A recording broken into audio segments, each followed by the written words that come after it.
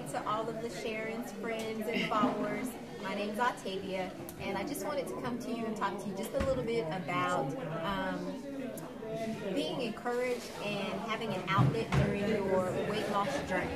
The weight loss experience is mental as well as it is spiritual, and then it comes to the physical. Make sure that you have positive people in your life that you can talk to, because if you keep it bottled up and bottled in what you're going through, then it leads to the other things that have caused you to be where you are, which is emotional in eating. Eating from a place of a deficit because things aren't going right and you're stressed out and you don't know how to manage it, and the next thing you know you have your hand in a bag of cookies or in a bag of potato chips, and so then you're eating and then you feel bad about it, and so then we're in this cycle. Talk to people that are positive influences in your life. Not the people that are just like you, but people that have the ability to pull you up and to pull you out from where you are. You're not going to like what they say because sometimes it can challenge you, but they're challenging you to be a better you.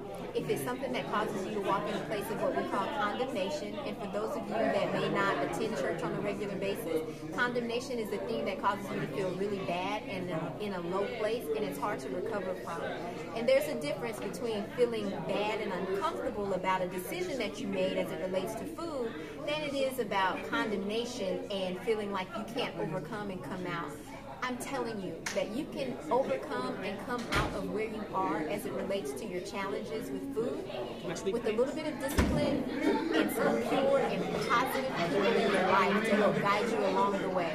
So make sure that the next time you have your hand in that potato chip bag or that bag of cookies and you feel like you want to eat the whole thing, think about, why am I doing this? Reach out to someone in your network that's positive and that can help steer you in the right direction, and say, you know what, let's talk about why you feel like you want to eat that right now. Whether you're happy, whether you're sad, yes, it doesn't make a difference.